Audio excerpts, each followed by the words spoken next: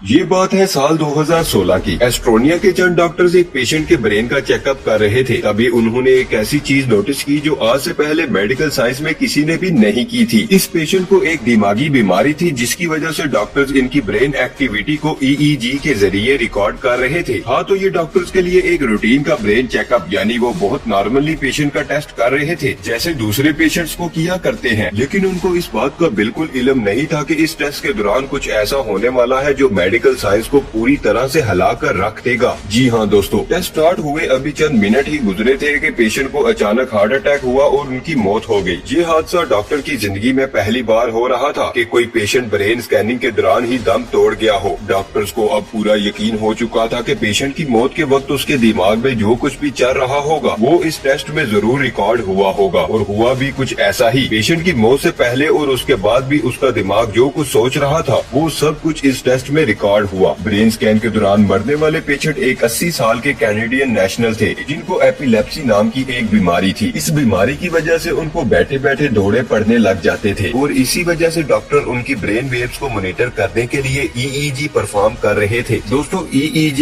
यानी इलेक्ट्रोएन्सेफेलोग्राम एक ऐसा टेस्ट होता है जिसमें ब्रेन में चलने वाली इलेक्ट्रिकल एक्टिविटी को मॉनिटर किया जाता है। इस टेस्ट के जरिए 1 दर्जन के करीब इलेक्ट्रोड्स को पेशेंट के सर पर चिपकाया जाता है जो ब्रेन सेल से प्रोड्यूस होने वाले इलेक्ट्रिकल चार्ज को डिटेक्ट करता है और फिर कंप्यूटर स्क्रीन पर शो करता है। अब इस टेस्ट के रिजल्ट से डॉक्टर को कैसे मालूम पड़ता है कि इस वक्त पेशेंट के दिमाग में क्या चल रहा है, ये जानने के लिए जरूरी है कि पहले हम ब्रेन एक्टिविटी के कॉन्सेप्ट को समझ लें। इंसान के ब्रेन में 100 अरब से भी ज्यादा न्यूरॉन्स पाए जाते हैं। ये न्यूरॉन्स हमारे नर्वस सिस्टम का अहम तरीन हिस्सा होते हैं जिनका काम ब्रेन के अंदर ही एक जगह से दूसरी जगह मैसेज पहुँचाना होता है। ये मैसेज असल में एक इलेक्ट्रिकल चार्ज होता है जो ब्रेन के एक हिस्से के न्यूरॉन्स भेजते हैं और दूसरे हिस्से के न्यूरॉन्स ये इलेक्ट्रिकल चार्ज रिसीव कर उस मैसेज को प्रोसेस करते हैं और फिर बॉडी पार्ट को कोई भी एक्शन परफॉर्म करने का सिग्नल देते हैं। ब्रेन में हर वक्त इतने ज्यादा प्रोसेस एक साथ हो रहे होते हैं कि उनके नतीजे में बेशुमार इलेक्ट्रिकल चार्ज एक जगह से दूसरी जगह मूव करते हैं। इन इलेक्ट्रिकल चार्ज के मूव करने से वेव्स का एक पैटर्न बनता है जिनको ब्रेन वेव्स कहा जाता है। ब्रेन वेव्स का ये पैटर्न हर एक काम के लिए अलग अलग होता है जिनको मेडिकल साइंस में अलग अलग नाम भी दे रखे हैं। अभी तक मेडिकल साइंस 5 किस्म की ब्रेन वेव्स को पहचान सकती है जिनको गामा,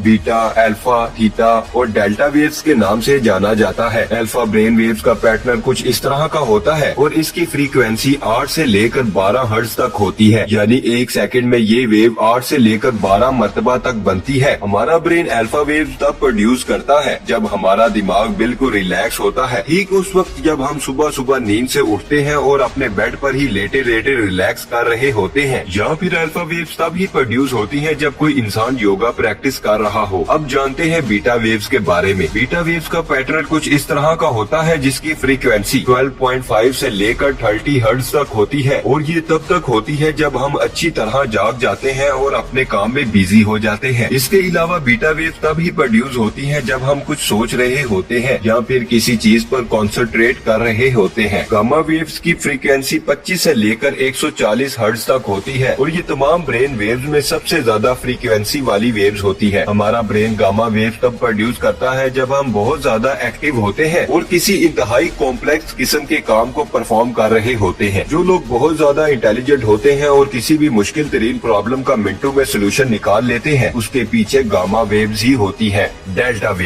वेव्स की फ्रीक्वेंसी तमाम ब्रेन वेव्स में सबसे कम होती है। ये सिर्फ 0.5 से लेकर 4 हर्ट्ज तक होती है। डेल्टा वेव्स हमारे ब्रेन में डीप स्लीप के दौरान पैदा होती है, यानी जब हम बहुत गहरी नींद में सो रहे होते हैं। डेल्टा वेव्स हमारी बॉडी में कई हार्मोन्स पैदा करती है, खास तौर पर ग्रोथ हार्मोन। ये वेव ज्यादातर बच्चों में पाई जाती है और जैसे जैसे इंसान बड़ा होता जाता है डेल्टा वेव्स भी कम होती जाती है। और सबसे आखिर में बात करते हैं थीटा वेव्स की। थीटा वेव्स की फ्रीक्वेंसी 4 से लेकर 7 हर्ट्ज तक होती है और ये किसी भी चीज को मेमोराइज करने, न्यू स्किल सीखने और डे ड्रीमिंग के दौरान में पैदा होती है। अब जब हम सब ब्रेन वेव्स की बेसिक जान चुके हैं तो अब हमें उस पेशेंट के ब्रेन स्कैन को समझने में थोड़ी आसानी होगी। जैसा कि हमने जाना कि गामा वेव्स की फ्रीक्वेंसी 25 से लेकर 140 हर्ट्ज तक होती है। इसकी रेंज के अंदर एक और रेंज भी होती है जो 30 से लेकर 100 हर्ट्ज तक होती है और ब्रेन इस खास फ्रीक्वेंसी की गामा वेव तब प्रोड्यूस करता है जब हम अपनी मेमोरी को इस्तेमाल कर रहे होते हैं, यानी जब हम लाइफ के खास इवेंट्स को याद कर रहे होते हैं। डॉक्टर्स ने उस कैनेडियन पेशेंट की मौत के वक्त उनके ब्रेन में बहुत ज्यादा ज्यादा गामा वेव्स नोटिस की, जो कि खास तौर पे उस रेंज में आ रही थी जब इंसान अपनी लाइफ की मेमोरी को रिकॉल कर रहा होता है। इससे पहले भी साइंसदानों ने मरते वक्त लोगों की ब्रेन एक्टिविटी को नोटिस करने की कोशिश की थी, लेकिन वो पूरी तरह उनको रिकॉर्ड नहीं कर पाए। लेकिन इस कैनेडियन पेशेंट के केस में मौत से पहले और हत्या के मौत के बाद भी चंद मिनटों तक इनकी जिंदगी की अच्छी और बुरी यादें इनके सामने आई थी। डॉक्टर और साइंटिस्ट ने मरने वाले पेशेंट की गामा वेव्स को 2016 से लेकर 2022 तक यानी पूरे 5 सालों तक अच्छी तरह स्टडी किया और फिर ये रिजल्ट निकाला कि मरते वक्त इंसान अपनी लाइफ के इवेंट्स को याद कर रहा होता है। डॉक्टर और रिसर्चर्स की फाइंडिंग का कोई ठोस सबूत तो नहीं है, लेकिन इनकी फाइंडिंग को साबित करने के लिए उन पेशेंट से भी राब्ता किया गया जो किसी बीमारी की वजह से मरते मरते बचे थे, या फिर कुछ ऐसे पेशेंट जिनको लास्ट मोमेंट पर हॉस्पिटल पहुंचाकर उनकी जान बचा ली गई। जब उन लोगों से पूछा गया तो उनका भी यही कहना था कि उनके सामने जैसे किसी ने उनकी लाइफ का फ्लैशबैक चला दिया हो। ये एक्सपीरियंस किसी एक दो लोगों ने फेस नहीं किया, बल्कि कई लोगों ने इसी किस्म का जवाब दिया था। डॉक्टर और रिसर्चर्स ने पूरे 5 साल इस ब्रेन स्कैन को पब्लिक इस वजह से नहीं किया था क्योंकि एक तो वो उसको अच्छी तरह से स्टडी करना चाहते थे और दूसरा ये कि वो किसी और इंसान का भी मरते वक्त ब्रेन स्कैन इस कैनेडियन पेशेंट के स्कैन से मैच करना चाहते थे, लेकिन आखिरकार वो इस काम में नाकाम ही रहे। अब क्योंकि डॉक्टर्स के पास सिर्फ एक शख्स का ही मरते वक्त का ब्रेन स्कैन है, इसी वजह से उनकी ये फाइंडिंग काफी कंट्रोवर्शियल भी है। डॉक्टर ने रिसर्च पेपर्स पर यह भी लिखा है कि कैनेडियन पेशेंट ऑलरेडी एक बीमारी से गुजर रहा था जिसकी वजह से वो बहुत दवाइयाँ भी ले रहा था। ये मेडिसिन भी ब्रेन एक्टिविटी को डैमेज कर देती है, जिसकी वजह से रिजल्ट में फर्क पड़ सकता है। लेकिन इस बात के काफी ज्यादा चांसेस हैं कि जब इंसान मर रहा होता है तो उसके सामने उसकी पूरी जिंदगी का एक फ्लैशबैक चलता है, और अगर ये सच है तो जिसने अपनी जिंदगी में अच्छे काम किए होंगे मरते वक्त भी उसके सामने वैसी ही चीजें रिपीट होंगी, और जाहिर है जिसने बुरे कामों का रास्ता चुना होगा उसके सामने फ्लैशबैक भी वैसा ही आएगा।